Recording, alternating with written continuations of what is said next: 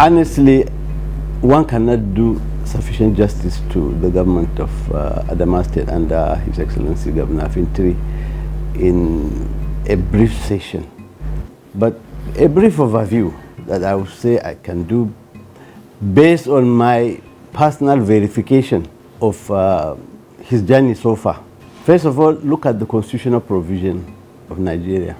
Section 14, subsection 2b says, every government, the federal and state, are established for the purpose of promoting security and welfare of its people. So any state in this country, including the federal government, must be assessed on the basis of security and welfare provisions.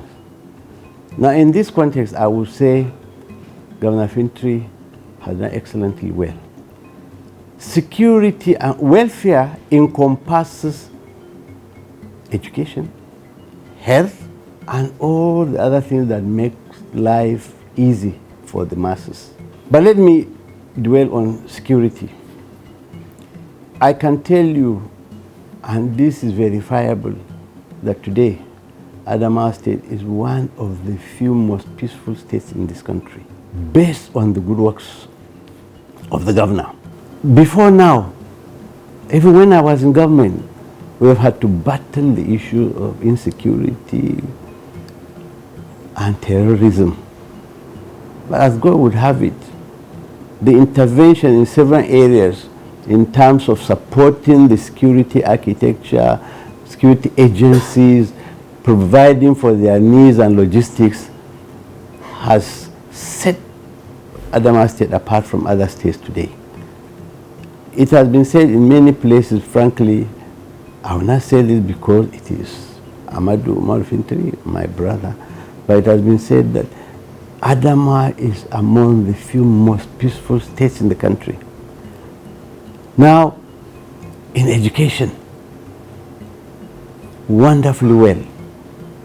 My findings show that since he came on board, for instance, in the area of general education, he has recruited more than 2,000 teachers, built many schools, equipped them with the necessary things that will make them functional, provided for the teachers that will make teaching and learning for the students meaningful.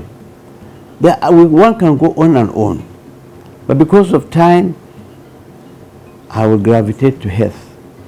Healthcare has built new hospitals, new cottage hospitals, where they hitherto did not exist. So we must give him credit. Recruited many doctors, increased their package and welfare. Any such a governor must be saluted. And in terms of agriculture, he has expanded all the agencies that make provision, that add value to the agri chain in Adamawa State. And compared to other states, we are well ahead in terms of provisions for agriculture. And I think he has done this with mindset, looking into the future, futuristic.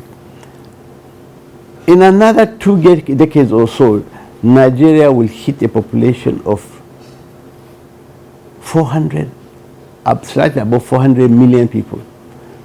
The landmass is not increasing, it is decreasing.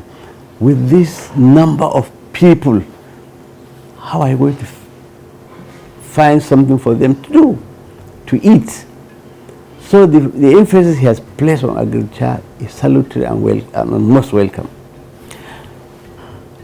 Let me come back again to the area of security.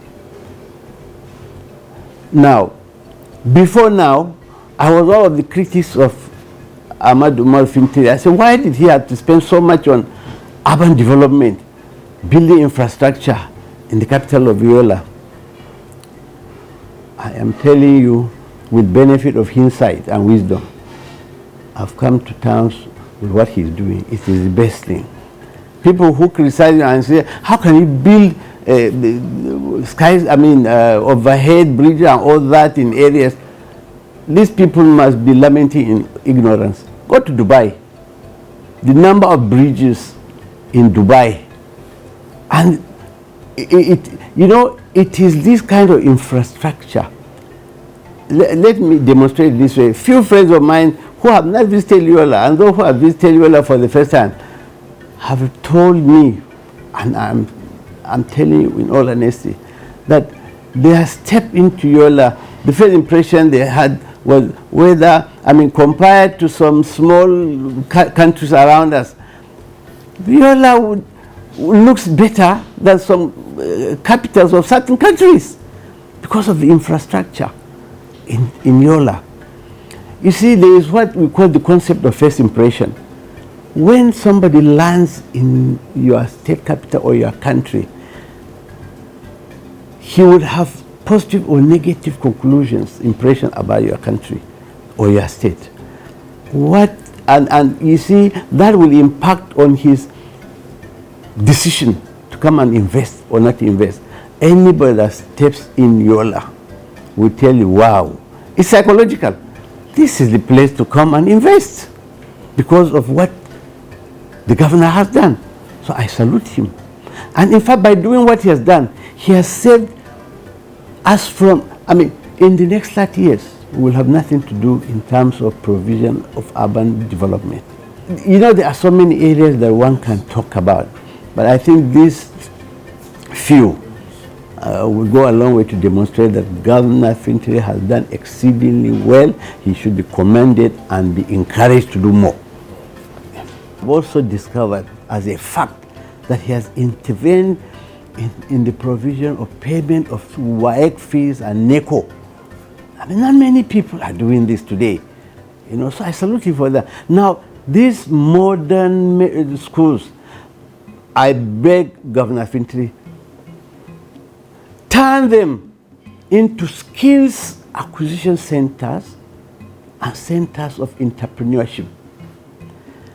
Today, in today's world, turning out people going to university and turning out papers when they can hardly read and write is not the way to go. Anybody who has knowledge of the trajectory of Japan after the end of the Second World will tell you it was skills acquisition and entrepreneurship that blew and upscaled Japan into modernization again. In fact, quite frankly, if Governor Fintiri is able to do this, convert them, just make them skills acquisition centers along the pattern of what we did with Gambrenyako. I tell you for free, the first batch of those we trained in the skills acquisition centers by Governor Nyako were all picked by Dangote because of the level of technical acquisition they acquired. They were trained by German skills. People who are skilled in German technology, carpentry, block making, electrification, I just name them. Before now, in every house in Yola, you will find that plumbing, there was a leaking plumbing system in every house until we came. And I am telling you, let me speak to the governor and say, Kanina, please do this. If we do this, it will be like icing on the cake. You will leave a permanent legacy for the good people of Adamawa State. Because that will mean you'll be turning our skills manpower. Few days ago, I was listening to the governor of Nasarawa. They have just set up a company that will extract and explore lithium, which is the goal of the future. But unfortunately, the people say they cannot, unfortunately, take too many people from Nasarawa because they require expertise. Lithium, for instance, he said, lithium requires that you further split it. Between lithium, you will extract nickel, which is more expensive than lithium. We will not go far.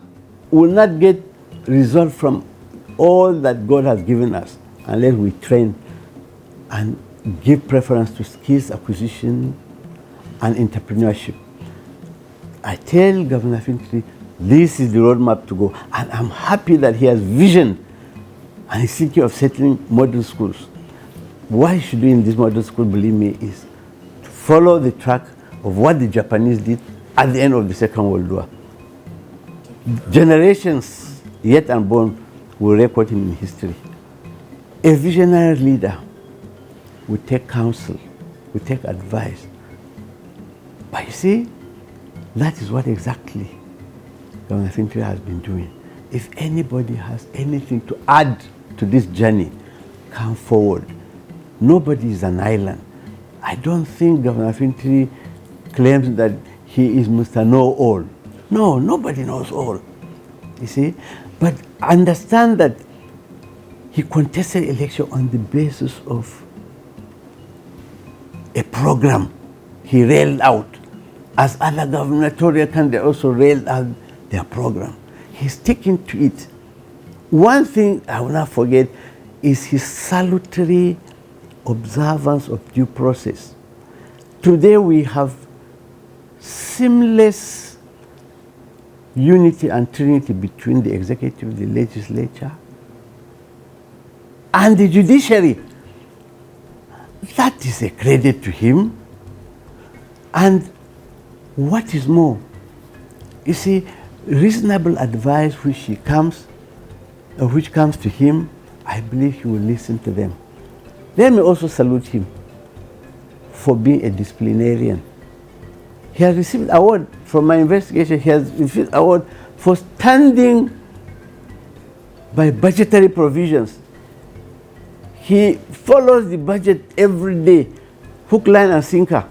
Today we are faced with the equivalent of what I would say, for lack of a better terminology, Imelife Gate.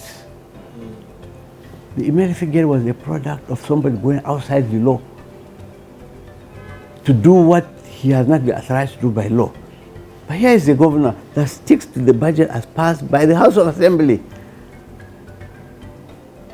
My brothers and sisters in Adamawa, pray for this man. I mean, as a Christian, we are enjoying to pray for our leaders. Pray for him. And if you have meaningful ideas to offer, come forward and offer them. This will upscale the development of Adamawa and will take us to the next level, so that those governors who will come after him, for instance, next governor will have nothing to do with provision of development in Yola. Those funds you will use for other things, because he has already done this for you. Continue to pray for him, and I know the Adamawa will be the better for you.